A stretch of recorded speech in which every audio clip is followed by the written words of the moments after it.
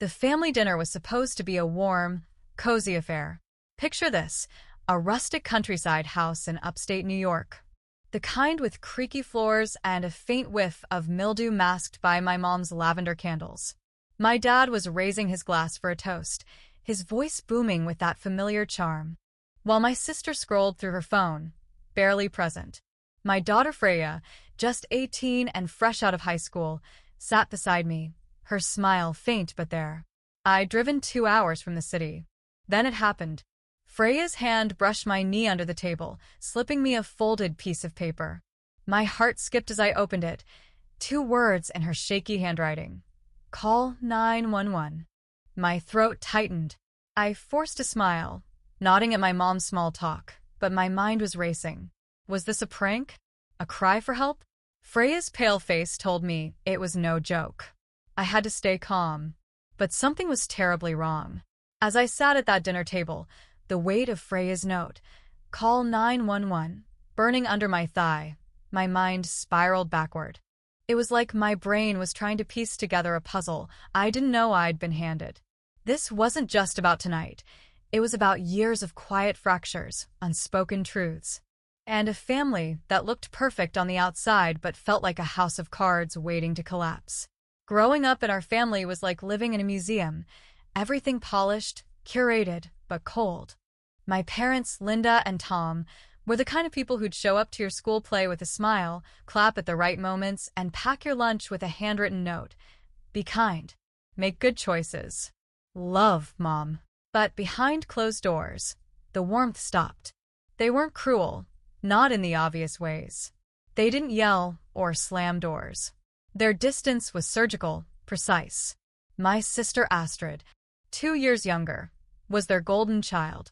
She could spill juice, cry over a broken toy, and they'd laugh, call her spirited, and clean it up. Me? I was the one who got straight A's, did the dishes without being asked, and choreographed a dance routine at 7 just to catch their eye. They'd nod, say, "That's nice, dear," and ask me to keep it down. I remember sitting on the porch of our countryside house, the same creaky, mildew-scented place we were in now, after my 13th birthday party. They'd forgotten the candles for my cake, became a freelance graphic designer, and poured everything into being the kind of mom I never had. When Freya was born, I was 20, barely figuring out adulthood, but I made a vow. My daughter would never doubt she was loved. She'd never have to perform for a scrap of affection. Freya grew up bright, curious, with a laugh that could light up a room. She loved sketching wildflowers, reading fantasy novels, and asking questions that made me rethink the world. My parents, to their credit, showed some interest when she was little. Emotionally stunted in that way some boomers are, raised on stoicism and casseroles. I never badmouthed them to Freya. If they wanted a relationship with their granddaughter, I wouldn't stand in the way. Kids notice things, though. Freya saw the way their eyes glazed over when she showed them her drawings, the way they'd nod and go back to their newspapers. She stopped expecting much from them, just like I had. But there was one person who never let her down, my Uncle Henry, my mom's older brother. Henry was the odd one out in our family, a quiet man who'd lost his fiancée in his 30s and never married. He lived in a small house in Vermont, filled with wooden trains he'd carved himself and books with notes scrawled in the margins. He wasn't rich in the flashy way, but he built a small business, retired early, and lived simply, giving to causes he believed in. When Freya was born, something in him sparked. He'd show up with gifts, a hand-carved owl from a trip to Maine, a picture book in Italian, a pair of mittens she'd mentioned liking years earlier. He called her his miracle girl, and she'd fall asleep on his shoulder, his flannel shirt smelling of cinnamon and coffee. He was the grandfather she never had, the one who saw her, really saw her, without expecting her to be anything but herself. When Henry died 3 weeks ago, it broke Freya. He passed quietly in his sleep at 78, a peaceful end to a gentle life. But for Freya, it was like the sun went out. She was 18, just graduated high school, planning to study art in college, and suddenly she was adrift. She stopped eating, stopped talking, curled up in her room with the curtains drawn. I'd sit outside her door, helpless, trying to coax her out with promises of ice cream or a walk in Central Park. Grief, I thought, was supposed to ebb and flow, but for her, it was a tidal wave, relentless. I'd call, and when she answered, her voice was heavy, like she was carrying stones in her chest. "I'm fine, Mom," she'd say. But I knew she wasn't. Then came the invitation. My parents called, their voices warm in that practiced way. They said Freya could come stay at their countryside house in upstate New York. The same low-ceiling place we were in now, with its sagging porch and chipped mugs. "The fresh air will do her good," my mom said. She needs family right now. My dad chimed in. "We miss her. You know, let her stay a couple of weeks." I should have known better. I should have heard the hollowness in their words, but I was desperate to help Freya. She'd been so quiet since Henry's funeral, barely answering my calls, and I thought maybe they were right. Maybe a change of scenery would help her heal. So I said yes, like an idiot, and drove her up to their place. 2 hours from our Brooklyn apartment. I hugged her tight, told her to call me anytime, and left her there with her backpack full of art supplies and a dog-eared copy of The Hobbit. Over the next 2 weeks, I checked in. Sometimes she answered, sometimes she didn't. When we talked, her voice was soft, tired, like she was speaking through fog. "I'm okay, Mom," she'd say. "Just resting." I chalked it up to grief, told myself she needed time. But there were signs, small ones, that I didn't piece together until that night at the dinner table. Her texts were shorter than usual, just a few words. She didn't mention her sketchbook or the wildflowers she loved to draw. Once, when I called, I heard my mom's voice in the background, sharp, saying something about putting the phone down for a bit. I brushed it off. Freya was grieving, and my parents were probably just trying to help her unplug. Right? Looking back, the walls were thin, the floors creaked, and the bathroom tiles were etched in my memory from too many sunburned summers. Freya had been staying there for 2 weeks, and when I arrived for the dinner, I didn't think anything was off. My mom hugged me, her perfume sharp and floral. My dad cracked a joke about the bottle of Pinot Grigio I'd brought, saying it was actually drinkable this time. Astrid waved from the kitchen, her phone glowing under the table. They'd even lit candles on the porch, like we were at some quaint bed and breakfast. But Freya, God, Freya looked different. Thinner, paler, her eyes puffy, like she'd been crying for days. When she hugged me, it lingered, her arms tight around my waist, like she was holding on for dear life. I asked, "You okay, sweetheart?" She nodded, but her smile didn't reach her eyes. I squeezed her hand, told myself it was just grief, but something in my gut twisted. The man sitting across from me, introduced vaguely as a family friend, kept smiling whenever I looked at him.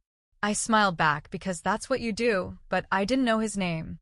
No one had bothered to introduce him properly, and that should have been my first clue. As my dad raised his glass for a toast about family and fresh air, I felt Freya's hand brush my knee under the table. Then came the note, and everything I thought I knew about my family started to unravel. The moment I unfolded Freya's note, "Call 911," under the dinner table, the world seemed to tilt. My heart pounded like it was trying to break free from my chest, but I kept my face neutral, nodding at my mom's chatter about potato salad. My hands were numb. I couldn't look at her too long without giving myself away. My mom's voice cut through my haze. "Everything okay, honey?" I folded the note, slid it under my thigh, and smiled. Yeah. Just the salad's a bit heavy. They chuckled, but my pulse was screaming. Freya wasn't joking. She was scared, and I had no idea why she couldn't just say it out loud.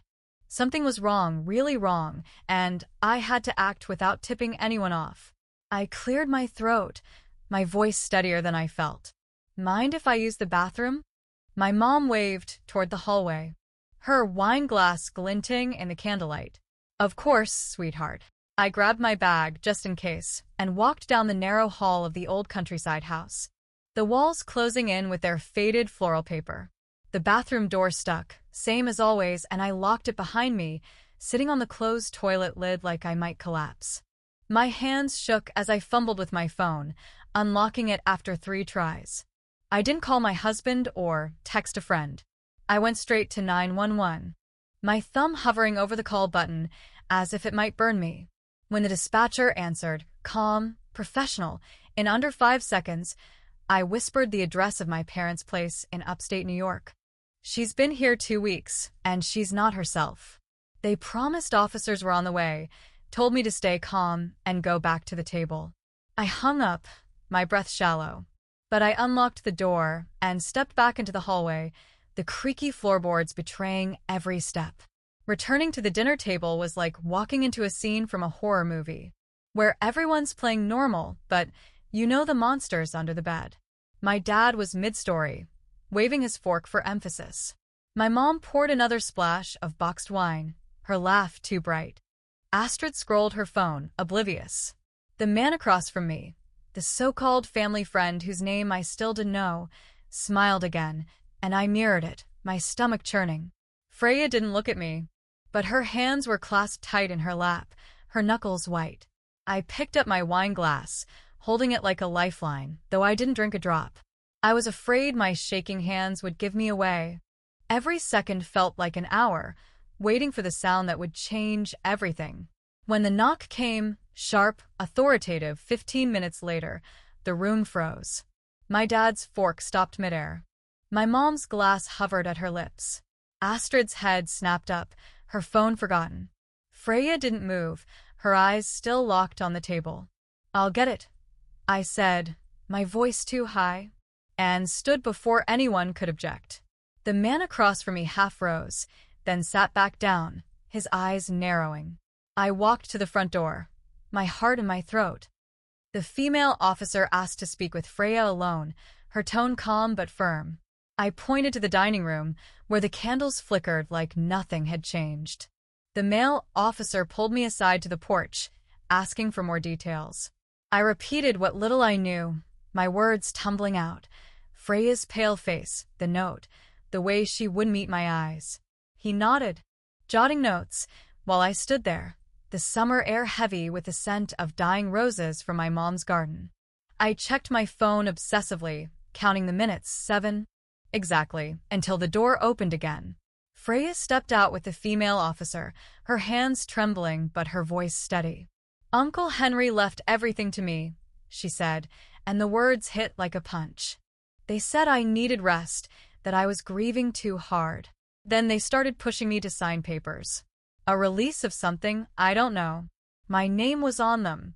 The man, the lawyer, he said it was to simplify things, but he never called me directly. Only them. She pointed to the dining room, where my parents, Astrid, and the man sat, their faces a mix of confusion and defiance. My mom laughed, sharp and brittle. "This is ridiculous. She's just upset about Henry." My dad raised his hands, like he was calming a crowd. "She's been paranoid since the funeral." The officers didn't flinch. The woman said, "We'll need to search the property." My mom's laugh cracked again. Based on what? Her imagination? But the male officer was already on his radio, calling for backup. They started in the kitchen, moving with a quiet efficiency that made my skin crawl. 15 minutes later, they came back with a plastic bag, small, round, off-white pills, no label, tucked under a stack of coupons in a drawer. My mom's face went pale, but she said nothing. The search moved to the guest bedroom, where the family friend, the lawyer, had been staying. There, they found a stack of documents, neatly typed, Freya's name printed on every page. Beneficiary, release of claim, estate forfeiture. All unsigned, her signature line glaringly blank. Then they went to the basement. My parents always called it storage, so I'd never gone down there. It wasn't storage. It was a finished room, a bed, a side table, folded blankets, almost cozy, except for the bolt on the outside of the door and the window that didn't open. Freya's things were there. Her jacket, a pair of socks, the necklace Henry gave her for her 16th birthday, laid out like she was meant to stay. Her phone, though, was missing. They found it upstairs, locked in a laundry room cabinet with her wallet. For her peace of mind, my mom had said when I asked why Freya wasn't answering my calls. My stomach dropped.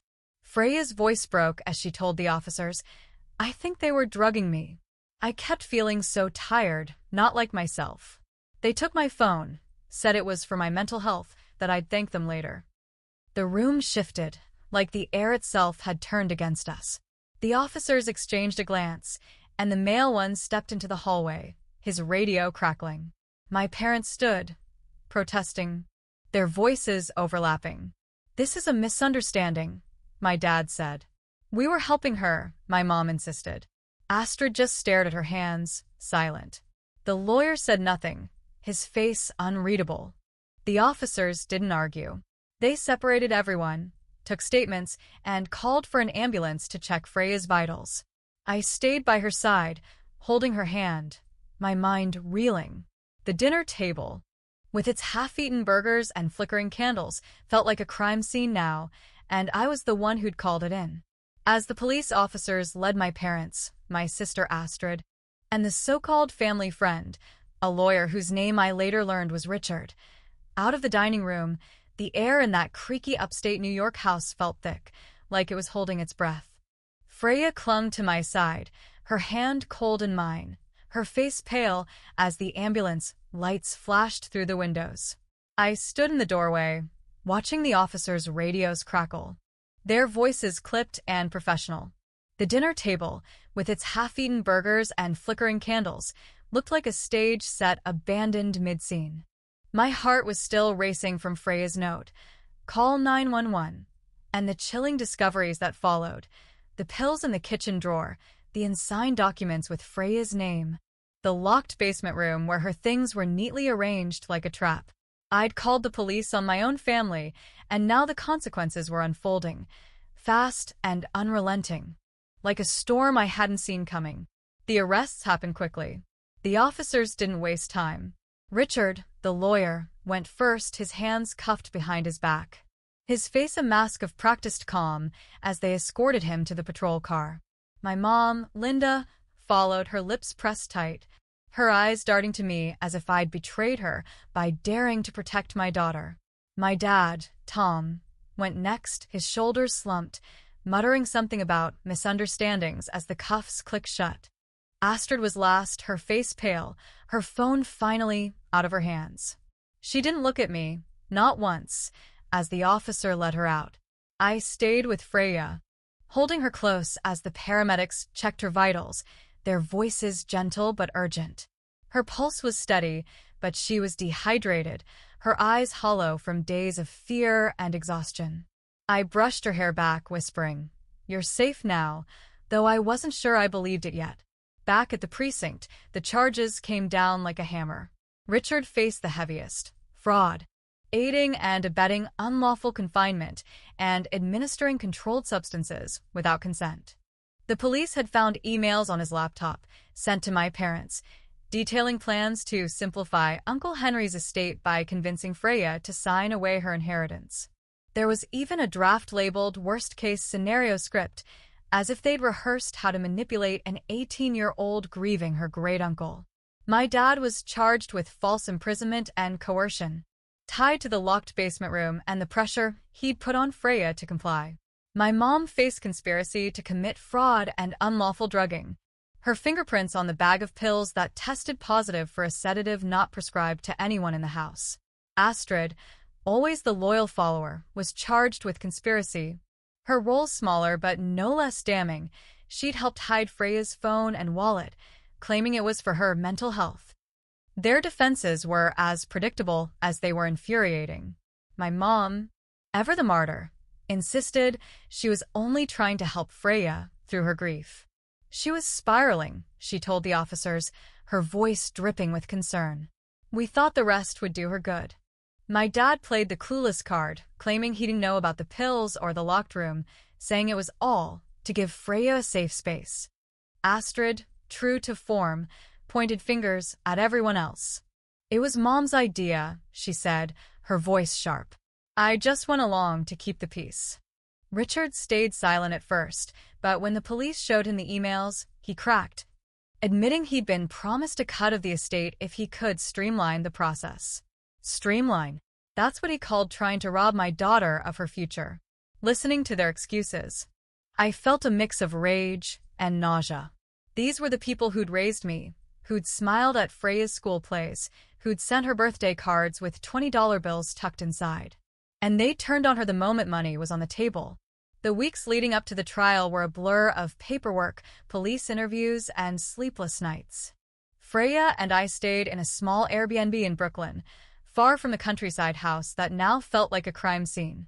She barely spoke, jumping at every creak of the floorboards, checking the locks on the doors obsessively. I hired a therapist, a kind woman who specialized in trauma, and we started unpacking the weight of what had happened. Freya told me she'd suspected something was off the first week at my parents' place. The family friend had shown up with papers, talking fast about simplifying Henry's wishes. When she refused to sign, they took her phone, saying it was to help her focus on healing. The tea they gave her every night tasted bitter, and she'd started pouring it into a plant when no one was looking. I didn't know who to trust, she whispered one night, curled up on the couch. I thought maybe I was paranoid, like they said. My heart broke, not just for what they'd done, but for the fact that she doubted herself enough to stay silent until that dinner.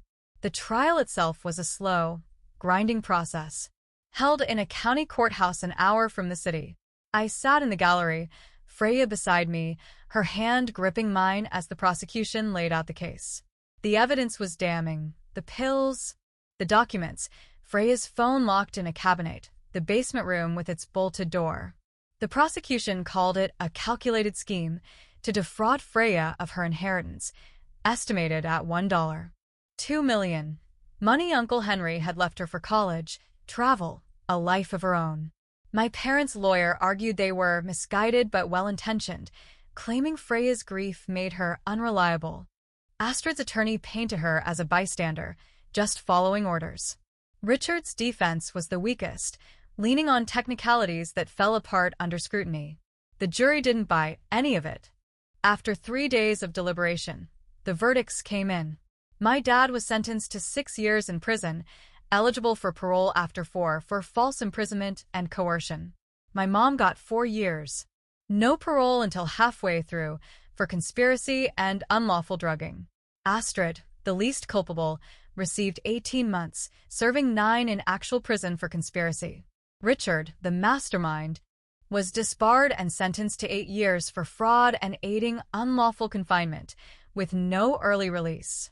As the judge read the sentences, I felt no joy, no triumph, just a strange, hollow relief, like finally exhaling after holding my breath for months. Freya squeezed my hand, her eyes wet but steady. "It's over," she whispered, and I nodded, though I knew it wasn't not really. The estate settlement came 3 months later, in a quiet lawyer's office in Manhattan. This lawyer was different, kind, straightforward, with no hidden agendas. He handed Freya a thick packet, his voice gentle. "It's yours now, Freya." The number in her account was staggering, $1.2 million, enough for college, therapy, a new apartment, maybe a trip to Italy, like she'd always dreamed. She didn't cry until we got home, sitting cross-legged on our new couch, the city lights glinting through the window. "It's not about the money," she said, her voice breaking. "It's that he believed in me. Uncle Henry had seen her, had loved her without conditions, and now she could build a life on that foundation." For the first time in weeks, I saw a real smile on her face, not the forced one she'd worn at that dinner table. Driving back to Brooklyn that night, I thought about justice. It wasn't revenge, though part of me wanted it to feel that way. It was something quieter, like oxygen flooding a room that had been suffocating us. Freya was safe, healing, starting to sketch again, wildflowers mostly, like the ones Henry used to point out on their walks. My family was gone, not just in prison but out of our lives, their betrayal a wall we'd never climb. I'd spent years building my freelance career, hustling as a graphic designer, trying to be the mom Freya deserved. But this was a test I hadn't prepared for, and somehow we'd passed. Sitting in our new Brooklyn apartment, with its thick walls and a nosy neighbor who watches the street like it's her job, I watch Freya sketch wildflowers at the kitchen table, her pencil moving with a lightness I hadn't seen in months. She's safe now, Healing, her laugh starting to sound like it used to. Bright, unguarded, like the girl who used to beg for extra bedtime stories. The ordeal at my parents' countryside house. That chilling note, "Call 911," feels like a lifetime ago, but it's left scars. I keep replaying it, wondering if I miss signs. Freya's quiet voice, her tired eyes, the way she hugged me too long that night. As a freelance designer, I've spent years juggling deadlines and motherhood, always trying to be enough. Did I fail her by trusting my family? Maybe. But when she needed me, I listened. I called. And that's what matters. Freya's in therapy now, dreaming of art school, her future funded by Uncle Henry's gift. Love, I've learned, isn't silence, it's action. Family isn't forgiveness without change. Have you ever faced a moment like this? Share your thoughts in the comments. I'd love to hear. And if stories like ours move you, hit subscribe for more.